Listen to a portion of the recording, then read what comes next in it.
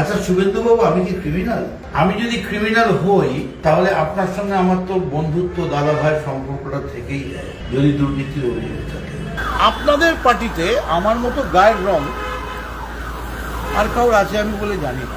ভালো লোক হলেই তার গায়ের রং সাদা, আর আমার সাদা রংটা কিন্তু কার্বাইড দিয়ে নয়। আরে সব লোক বলছে তো আমি আমার বাড়ি আরে রেড হয়েছে এই সঙ্গে। হ্যাঁ, তবে একটা কথা বল, বিনা পয়সায় কত পেলাম, টিআরপি পেলাম, থ্যাংক ইউ।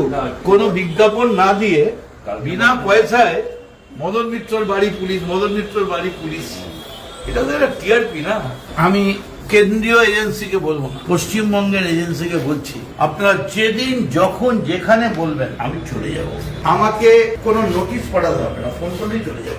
আমার কি অন্যায় সেটা বলবেন। আমার কারোর বিরুদ্ধে কোনো অভিযোগ নেই। শুধু মুখ্যমন্ত্রী আর বিজেপি সভাপতির কাছে আমি শুনলাম যে তারা বলছেন যে দুর্বলের রক্ষা করো, দুর্জনের হানো, নিজেদের যেন নিঃসহায় যেন কখনো না যান। আচ্ছা শুভেন্দুবাবু, আমি কি ক্রিমিনাল? আমি যদি ক্রিমিনাল হই তাহলে আপনার সঙ্গে আমার তো বন্ধুত্ব, দাদা ভাইয়ের সম্পর্কটা থেকেই যায় যদি দুর্নীতির অভিযোগ থাকে। শ্রমিক বাবু বলছেন জনরোষ।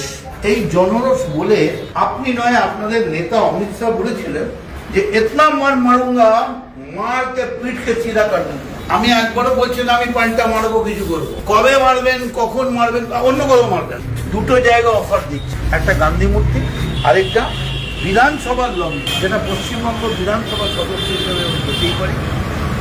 আমায় মারুন, রক্তাক্ত করে ফেলে দিন, লোক শিখুক। তারপরে লোক যদি বলে কার কার থেকে দুর্নীতি করেছি আমরা, আপনি একটা খালি কথা বলেই শেষ করবো। আপনি কালকে অ্যানাউন্স করুন আমার মার্জিন 20,000 হয়ে যাবে তৃণমূল। আমি মদন মিত্র। শুভেন্দুবাবু, আপনি আমার আগে ট্রান্সপোর্ট মিনিস্টার ছিলেন, আপনার বোধহয় মনে নেই, আপনি আমায় বলেছিলেন দাদা আপনি যেভাবে কাজ করে গেছেন আর কাজ করার কিন্তু এটা তো মানতেই হবে না।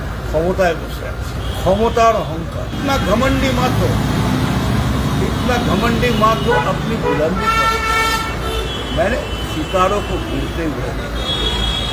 Don't be so proud of your zenith position. I have seen the stars fall. আপনাদের এই ব্যবহারে আমি মুগ্ধ। আপনাদের পার্টিতে আমার মতো গায়ের রং আর কাউর আছে আমি বলে জানি না। সেদিনকে আপনাদের সল্ট লেকের যিনি মন্ত্রী হচ্ছেন তার সঙ্গে আলাপ হলো, অত্যন্ত ভদ্রলোক, স্বপন দাসগুপ্ত, অত্যন্ত বহু ভালো লোক আপনাদের মধ্যে আছে, কিন্তু ভালো লোক হলেই তার গায়ের রং সাদা। আমার সাদা রংটা কিন্তু কার্বাইড দিয়ে নয়, খুব বেশি করলে মেরে দেবে।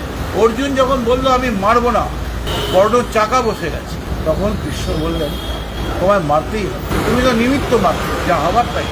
সত্যি যদি আমার মৃত্যু আজ থাকে, কাল থাকে, পরশু থাকে, আমি প্রস্তুত। একটা খালি রিকোয়েস্ট, মৃত্যুর সময় যাবো একটা রথ অন্তত নিয়ে আসবো, একটা ফুলের সাজানো রথ, যে রথে করে আমি যাব। মনে হয় না আপনাদের আমলে আমার স্বর্গে জায়গা হবে।